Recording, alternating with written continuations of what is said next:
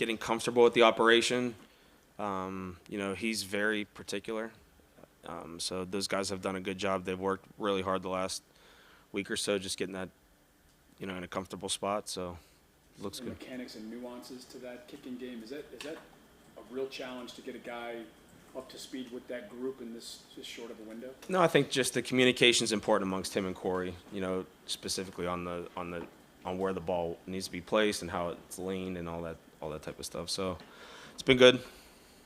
Was that a tough transition for you to have to make, a tough decision for you to have to, be a part of, to move on from Cade and just say, we've got to make a change here? Yeah, I mean, you build relationships with players and things like that.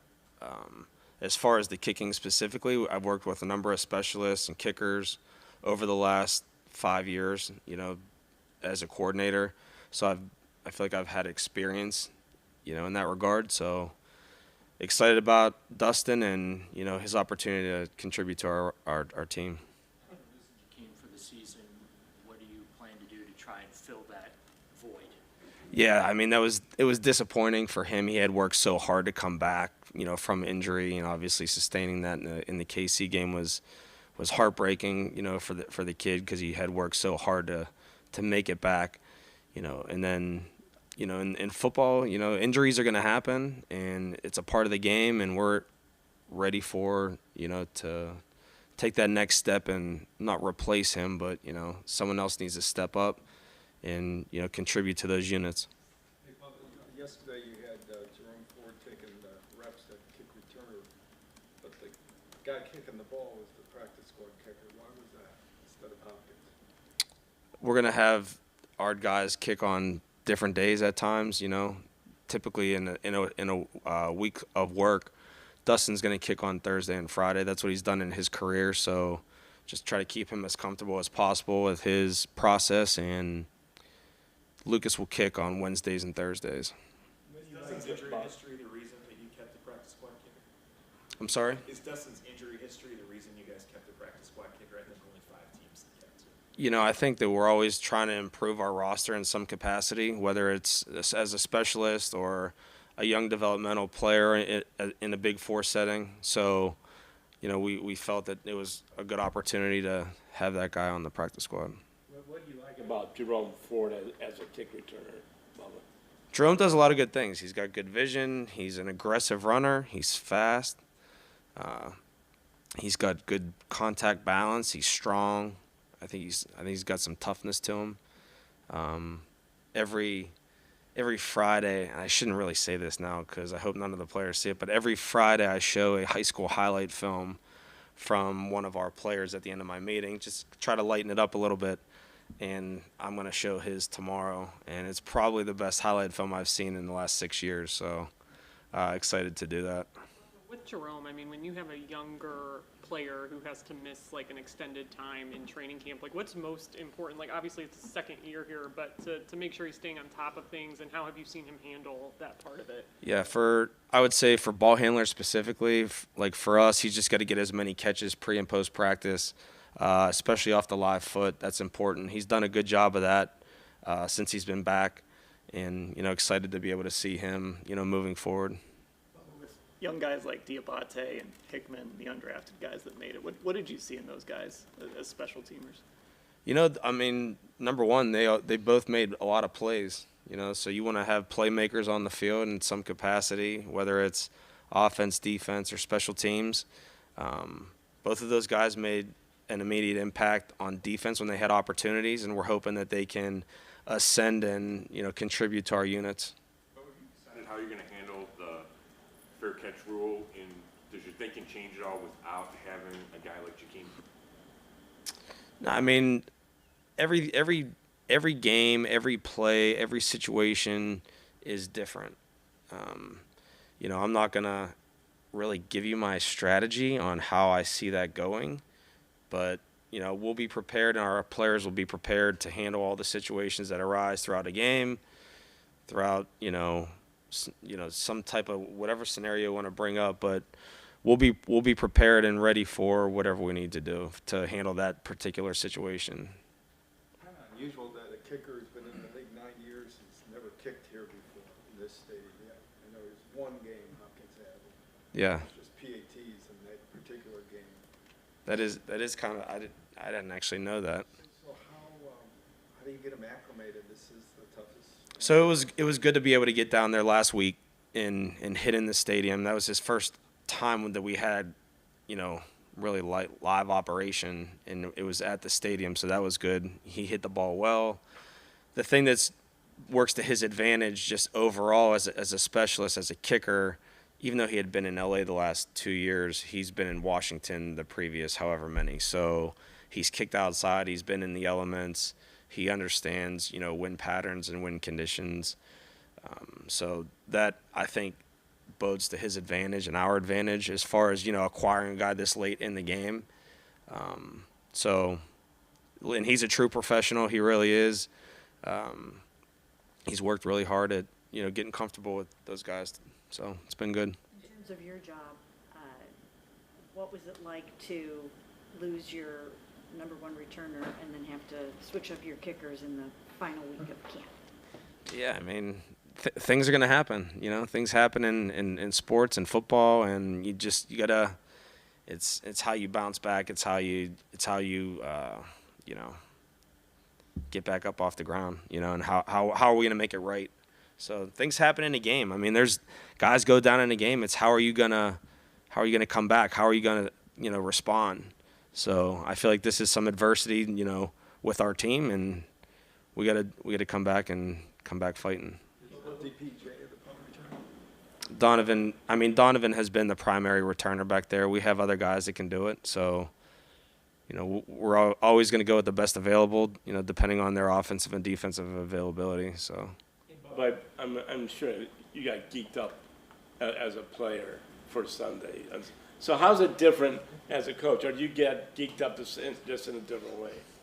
it's different. I feel like as a player, you have more like true nerves going into a game. It's different, As a coach, you feel confident as long as you prepare well. Like I feel like I prepare well. I feel confident in my ability to get my players in the right position, but then you're kind of at the mercy of them.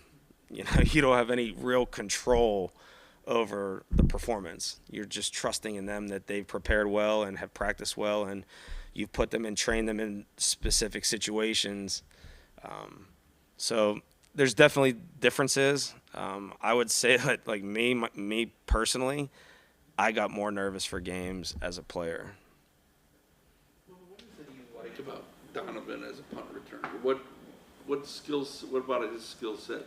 Yeah. Makes him good for that. Like I've been around a good number of ball handlers, punt returners, guys like Danny Amendola, Julian Edelman, that really track all those guys did a really good job of tracking the ball in the air, right, and adjusting. Like I think that Donovan's judgment is excellent. I think he's got really good hands. He does a pretty good job setting up on the ball. Very, very reliable ball handler. So Following up on that, I mean, one of his big things on offense as a receiver is contested catches. Is there sort of does that sort of go hand in hand? No pun intended. I would say, yeah, because I think the contested catches thing is obviously, you have to have good body position. He's got good body position, or, he uses good body position to be able to put himself in a position to make those plays. He's got strong hands, and then being able to judge the ball in the air and track the ball in the air. So I think that that's obviously a trait that he has that's pretty good. So you know the numbers of your penalties during the preseason games. I don't know them offhand, but did they improve from that first game in camp? Yeah, I think so. I think a lot of the penalties happen with a lot of young players. I feel like we have done a good job on teams and throughout our roster of expressing how important it is to play a clean game, make good decisions at the point of attack, not make dumb penalties, don't do dumb things that are going to hurt your football team. So, and really, I think a lot of the results of penalties are you're using bad technique, bad footwork, you're not in the right spot. So, and then just telling our guys, like, we want to make good decisions. How important is it to have core guys on your units to have the special teams that you want And who would you say are like your core guys, like the Matt Adams and those guys? The guys? Yeah, I mean, I would say the guys that don't play, really, that have like starting roles offensively and defensively. I think that you have those backups in those key positions. Typically, I would say like amongst the league, most of your core is going to come from defensive positions, linebackers, the third, fourth, fifth safety, the fifth corner on the roster. Hopefully you can have some offensive players that contribute in some capacity, whether it's, the third running back.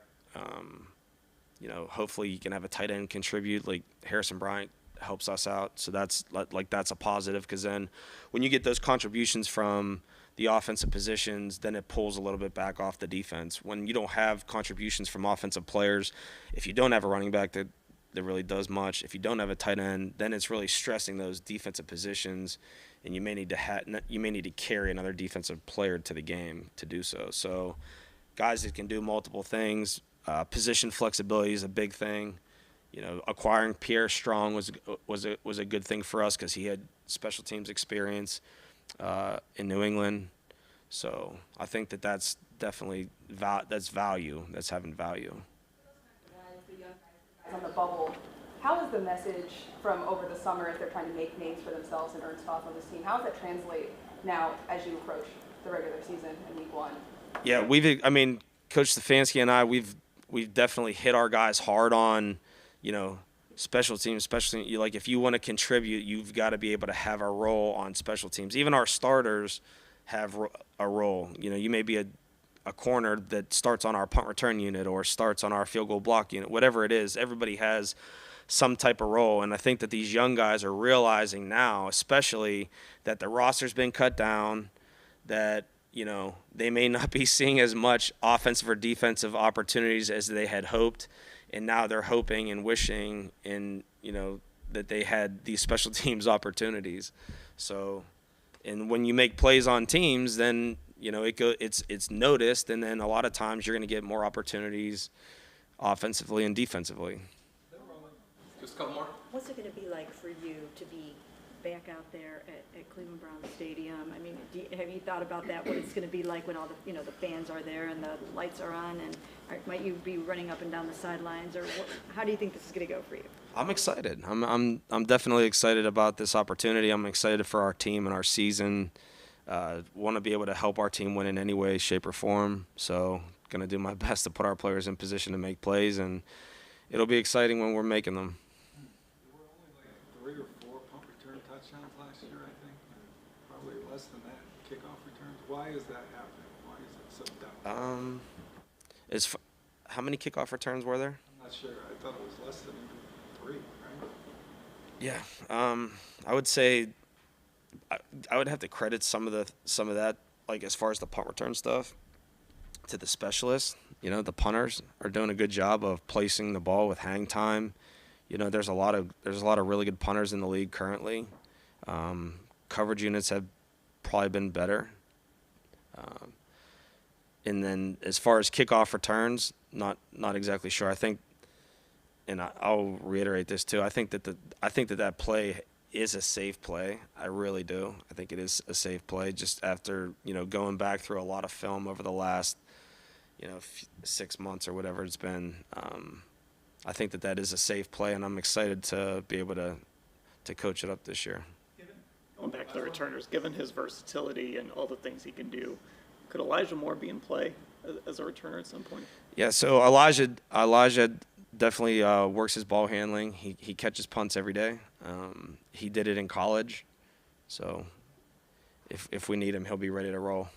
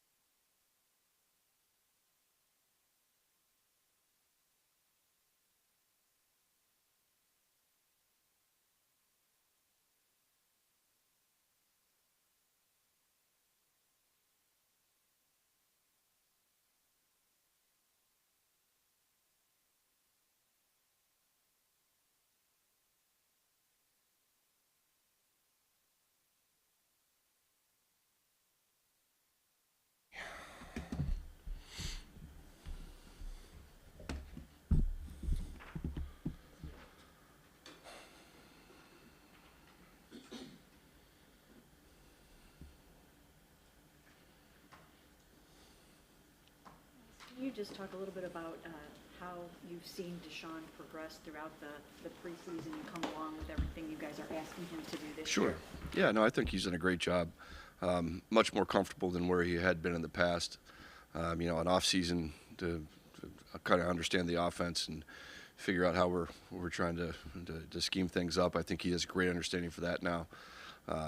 Really dove in, took ownership of it, and really for me it was the last few practices of the mini camp where you're like, okay, this guy's different than he was, earlier times on the practice field. Really lit up and started to really command the offense and understand everything we were asking him to do. Getting Marquise back going to help open things up with that offense in the passing game? That's an area that we like. He gives you great speed, great experience as a player. Has made a ton of plays in the league, and having that ability to run through defenses and push the coverage deeper is obviously going to help any team. But not only is he fast, he's also a very good receiver, so we'll use him in multiple ways. Does this offense have more potential to be more versatile week to week because of the different personnel you have now? I think so. I think that's one of the things we always strive to do offensively is to stay multiple and versatile and make teams defend multiple looks, multiple personnel groupings, multiple formations. That's part of our system, and that's how we've started it. So I do believe so. We'll see how it goes. Every year is different with injuries and the things that come with the football season, but I feel like we have the pieces where if we need to change and go in a different direction, we have that available. You had a really strong camp in preseason. How did you see him improve from the previous couple of years? Yeah, Dave's obviously a talented player, one of the top Ys, in my opinion. I mean, he can do both in the run game, and what he does in the pass game is exceptional as well. He's another guy that just continues to grow. This is his fourth year now in the system, so his understanding and knowledge, of what we ask him to do, he's improved as a route runner. He's caught the ball extremely well for us, and then when he blocks, he's as physical as there is in the league. So he's really had a strong camp, and really the last couple of years has really come on as a top Y in the league. Empty formation in the preseason games, and of course wasn't all Deshaun. Sure. DTR a lot too, but is that kind of a concession to something that Deshaun wants? No, I don't think so. I think we all want it. I think he obviously his strengths are when you get people spread out, his ability to move in the pocket and create when things don't work out, or if he decides to take off with the ball, that gives you more space to do so. But we've always been a pretty heavy, empty formation team before him. I think we'll see it as much, if not maybe a little more, a little less. But that's nothing that we've decided to do because of Deshaun. I think we've always been that way, and it'll just play to his strengths. One of the differences this year is that Chubb is on the field more, so he's on the line of scrimmage more than he's been in the past. How does he adapt to that? Oh, I think Nick will be just fine. Whether it's the ball in his hands out of the backfield as a receiver or handing it to him, whether we're under or in the shotgun, I think Nick will fit in well. He's his skill set. He's not just a dot runner. He's not an under center, just wide zone runner. He can do a lot of different things. And the way he gets ready for the season and the off season with his training, his ability to run with the football, I feel good about throwing it to him, handing it to him from the gun or under center. Jerome missing most of camp with the hamstring injury, did that alter your plans on what you can do at your third down back?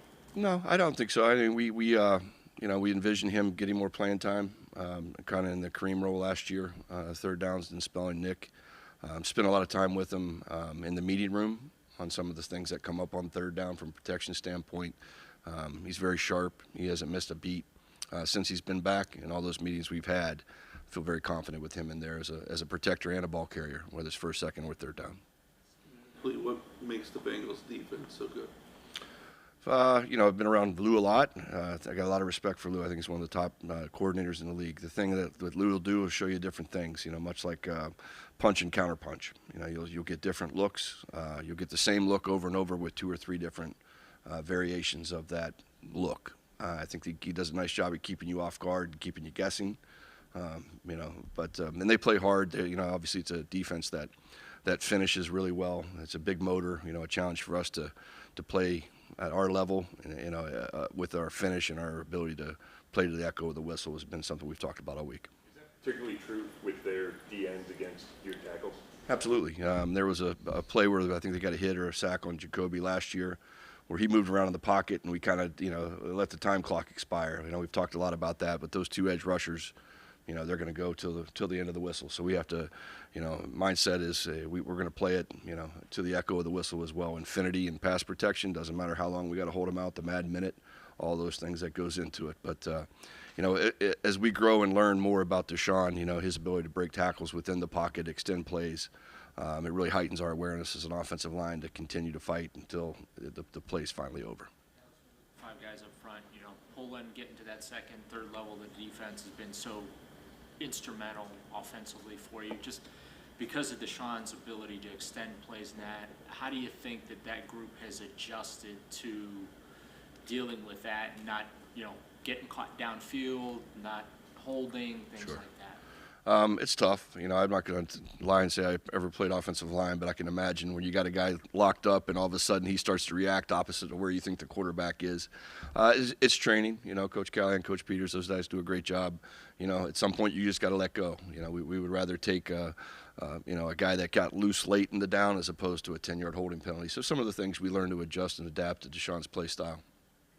Guys like Elijah running and Deshaun running, do you have to kind of not live in your fears and just go out in there and run your game and not worry about them getting hurt? Yeah, I think we've always thought about it this way: is never to play scared. That's never a healthy way to do things in this league. So we'll go out and we'll play, and guys will make plays when they're there, and we'll be smart. He'll be smart when he does have the ball in his hands and when to get down and how to get down. But that's nothing we're afraid of.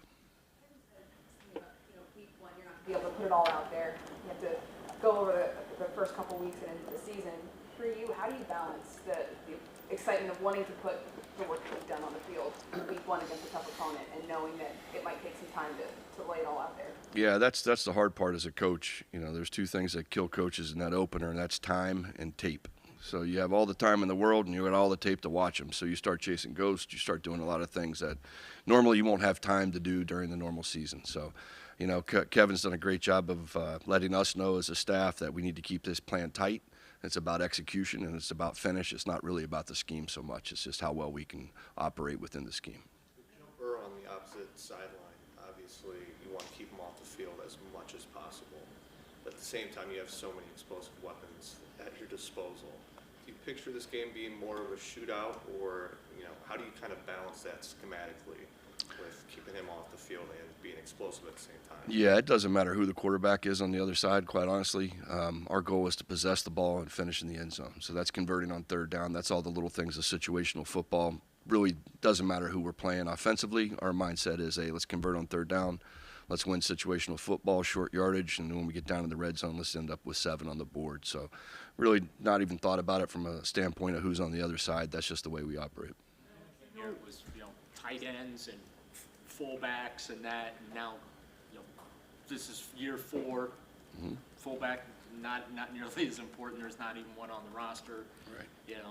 David's kind of your number 1 tight end there. Just if you could touch the evolution that Yeah. you guys have made offensively here, coming in with one philosophy, and now you're, having to fit with the personnel. I mean, that's the story of coaching, right? Adjust and adapt to the players that you have and putting them in the best position to be successful. And I think that's just kind of how we've evolved offensively. We're not stuck in this certain system. We can be multiple, versatile with different people out there. So I think that's one of the things that's a strength of ours. I know with Deshaun, when Kevin or basically anyone talks about him, the football junkie aspect of his personality comes up. I guess, have you seen that rub off on some of the rest of the offense? Yeah, I think he leads by example for starters. I think he loves football. That's evident. He sees it extremely well when you sit and talk ball and watch film. I mean, he has a great vision of what he sees in front of him. And then the little things he does on the side, bringing the guys in, having those extra meetings where he runs and directs the meetings. I think you got to follow a leader like that. Perception out there, not really sure exactly where it came from or how it came, that he didn't have a very good camp, or he didn't look good at times during training camp. What do you say to that?